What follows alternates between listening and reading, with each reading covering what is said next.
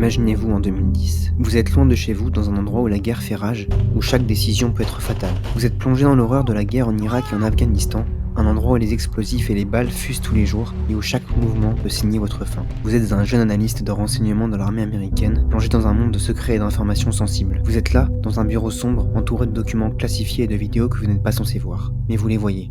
Vous les analysez et à chaque fichier, la réalité de la guerre vous frappe un peu plus fort. Vous réalisez que certaines vérités sont cachées, que certaines actions, bien que justifiées en surface, sont loin d'être aussi propres qu'on vous les avait décrites. C'est là que vous tombez sur cette vidéo. Vous êtes seul, peut-être dans la nuit, devant un écran d'ordinateur. La vidéo montre des soldats américains attaquant un groupe de civils à Bagdad, tuant des journalistes, des hommes, des enfants, sans distinction. Vous voyez les victimes tomber, l'indifférence de ceux qui tirent. C'est une scène brutale, choquante. Vous restez là, les yeux fixés sur l'écran, le cœur battant. Vous réalisez que vous venez de découvrir quelque chose que personne ne doit voir. Quelque chose que le monde n'a pas le droit de connaître. Mais comment réagir quand la vérité vous écrase ? C'est une pression que personne ne peut comprendre, à moins de l'avoir vécue. Vous sentez le poids de ces informations, de ce que vous savez. Chaque jour, vous travaillez, vous analysez, vous accumulez de plus en plus d'informations confidentielles. La tentation de tout garder pour vous, de ne rien faire, de laisser tout cela dans l'ombre, est grande. Mais au fond de vous, il y a une voix qui vous dit qu'il est temps de montrer au monde ce que vous voyez. Les questions se bousculent dans votre tête. Que faire de ce que vous savez ? Est-ce que c'est votre responsabilité de tout révéler ? Vous savez que c'est risqué. Vous savez que vous allez briser des règles, violer des lois, et que tout ça pourrait changer votre vie à jamais. Mais est-ce que ça ne serait pas le prix à payer pour la vérité ?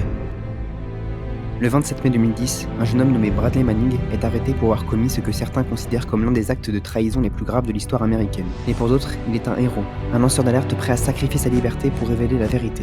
Manning est accusé d'avoir transmis des centaines de milliers de documents confidentiels à Wikileaks, une organisation spécialisée dans la divulgation de secrets d'État. Parmi ces fichiers, une vidéo choque particulièrement le monde entier, Collateral Murder. Mais comment ce jeune homme, isolé dans son bureau militaire, en est-il arrivé là ? Et surtout, comment a-t-il été découvert ? L'histoire prend une tournure encore plus intrigante lorsque l'on découvre qu'un hacker controversé, Adrien Lamo, a joué un rôle clé dans cette affaire.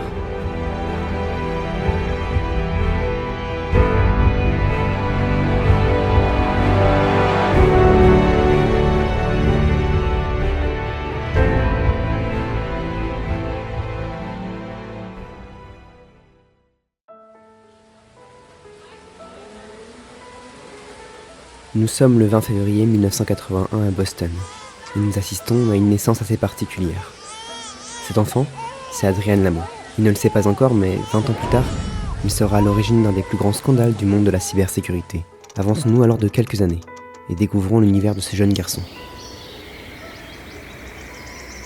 Adrien grandit dans un foyer où la stabilité est parfois un luxe. Sa famille déménage souvent, le plongeant dans un cycle incessant d'adaptation à de nouveaux environnements, de nouvelles écoles et de nouvelles relations. Il est curieux, mais aussi solitaire, préférant souvent le calme d'un livre ou d'un écran d'ordinateur aux jeux bruyants des autres enfants. Dès son plus jeune âge, Adrien montre un intérêt presque obsessionnel pour les machines et les systèmes. À 10 ans, il démonte son premier ordinateur familial, non pas par nécessité, mais par pur désir de comprendre ce qui se cache sous la coque. Cette curiosité technique, mêlée à une forte imagination, le pousse à expérimenter et à apprendre par lui-même. Cependant, la vie n'est pas toujours simple pour lui. Adrien n'est pas comme les autres enfants de son âge. Introverti et parfois en décalage avec ses pairs, il est souvent incompris. Mais il trouve refuge dans le monde numérique, où tout semble plus logique, plus prévisible.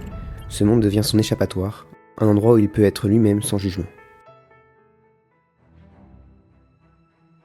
Les années passent, et Adrien continue de cultiver son lien particulier avec les machines. À l'adolescence, il n'est pas simplement un utilisateur d'ordinateur. Il en fait son univers, son sanctuaire. Internet, encore à ses débuts à l'époque, est pour lui un territoire vierge, un espace infini où il peut s'aventurer sans limite. C'est dans ce monde numérique qu'il commence à tester ses propres capacités. D'abord en bricolant des logiciels, puis en explorant des systèmes informatiques qui ne lui sont pas destinés. Ce n'est pas par malveillance, mais par une curiosité sans borne. Adrien veut comprendre comment les choses fonctionnent, et surtout comment il peut les détourner de leur usage prévu.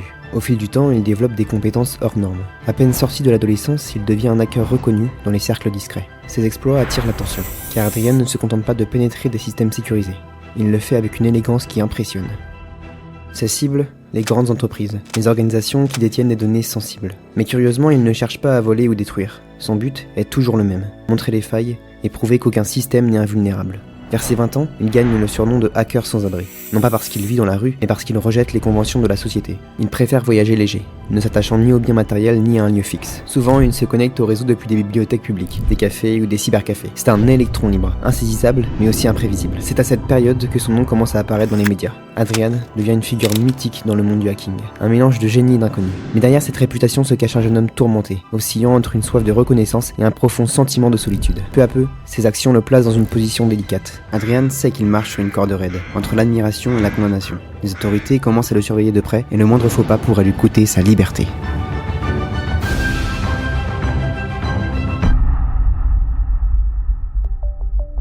Adrian a désormais 21 ans. Et avec toutes les compétences qu'il a acquises, il est prêt à prouver son talent et à montrer au plus grand de quoi il est réellement capable. Le 26 février 2002, il s'introduit dans le réseau de New York Times. Oui, cet homme est vraiment fou. Il parvient à accéder à une base de données contenant des informations personnelles sensibles telles que des numéros de téléphone et des numéros de sécurité sociale. Et à votre avis, quelle sera sa première idée à ce moment-là ? Eh bien, il y insère son propre numéro de téléphone et ses informations d'entreprise. Vous commencez à comprendre son état d'esprit. Mais bien sûr, il ne va pas s'arrêter là. Il crée de faux identifiants sous le compte du New York Times pour accéder à des renseignements sur LexisNexis, un service en ligne qui fournit des informations cruciales dans de nombreux domaines. Malheureusement pour lui, l'entreprise mène une enquête interne et en août 2003, un mandat d'arrêt est émis contre lui. Adrian se rend aux autorités en septembre 2003, puis en juillet 2004, il est condamné à une peine de probation de 2 ans, dont 6 mois à domicile, ainsi qu'une amende de $65 000.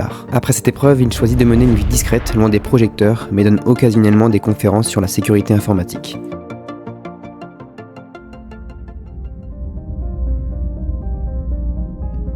Comme vous vous en doutez, l'histoire ne s'arrête pas là. 6 ans plus tard, en mai 2010, Adrian reçoit un mail d'un certain Bradas87. Derrière ce pseudonyme se cache quelqu'un que vous connaissez déjà, Bradley Manning. Les deux commencent à échanger et après quelques jours de discussion, Manning finit par avouer son identité. Il engage alors une conversation avec Adrian sur ses sentiments concernant les documents qu'il a vus, les fuites qu'il a causées et l'impact potentiel de ses révélations. Car oui, dès les premiers échanges, Bradley confie qu'il est à l'origine de la fuite. Il lui parle des vidéos et des câbles diplomatiques qu'il a envoyés à Wikileaks et de la réaction du public. Mais une question reste en suspense. Pourquoi Manning a-t-il choisi d'avouer cela ? Eh bien la raison est simplement qu'il ressentait un besoin de partager ce qu'il avait découvert. Il a choisi de révéler son identité à Adrian et à d'autres personnes de confiance, cherchant une forme de compréhension ou de validation de ses actes. D'ailleurs, si vous souhaitez en savoir plus sur cette discussion, la conversation complète est disponible dans la description. Et au passage, si ce genre d'histoire vous plaît, pensez à vous abonner. Ça m'aide beaucoup et ça soutient vraiment la chaîne.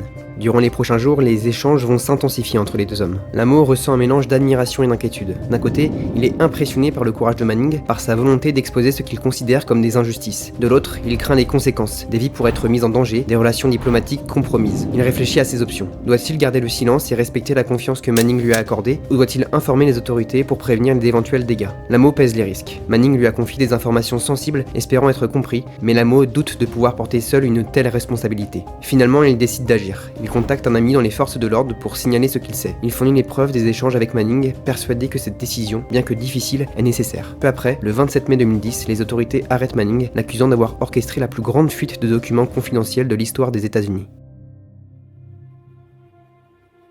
Après l'arrestation de Bradley Manning, l'affaire a rapidement attiré l'attention du monde entier. Accusé de multiples charges, dont espionnage et vol d'informations gouvernementales, il est placé en détention provisoire dans des conditions sévères, ce qui soulève une vive controverse. Son procès débute en juin 2013 et se conclut en août de la même année. Manning est reconnu coupable de 20 chefs d'accusation, mais échappe à la plus lourde charge de collision avec l'ennemi. Il est alors condamné à 35 ans de prison. Cependant, en janvier 2017, sa peine est commuée par le président Barack Obama et il est libéré en mai 2017. La révélation des informations qu'il a transmises divise l'opinion publique. Certains le considèrent comme un traître et d'autres comme un héros et un lanceur d'alerte courageux. Quant à Adrian Lamo, son rôle dans l'arrestation de Manning lui vaut des réactions mitigées. Beaucoup le voient comme un traître pour avoir livré Manning aux autorités, tandis que d'autres défendent son choix, estimant qu'il a agi pour des raisons de sécurité nationale. Malgré ces critiques, Adrian ne fait face à aucune poursuite judiciaire liée à cette affaire. Il continue de s'exprimer sur des questions de cybersécurité, mais reste marqué par son rôle dans l'affaire. Il mène ensuite une vie discrète jusqu'à sa mort en mars 2018, à l'âge de 37 ans, laissant derrière lui un héritage complexe et controversé dans le monde du hacking et de la sécurité informatique. Les causes exactes de sa mort restent floues. Les rapports médicaux parlent de complications liées à des médicaments et à sa santé fragile, mais beaucoup soulèvent des questions sur les circonstances entourant son décès. Certains évoquent une overdose accidentelle,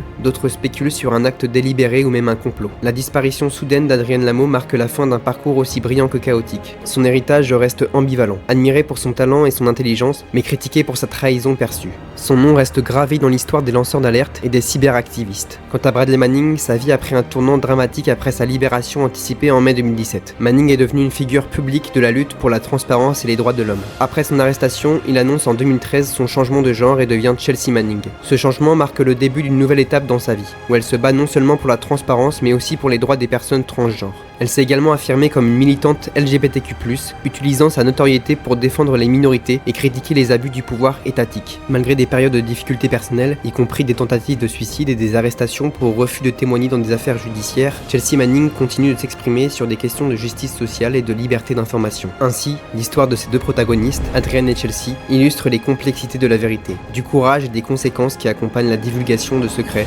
dans un monde connecté.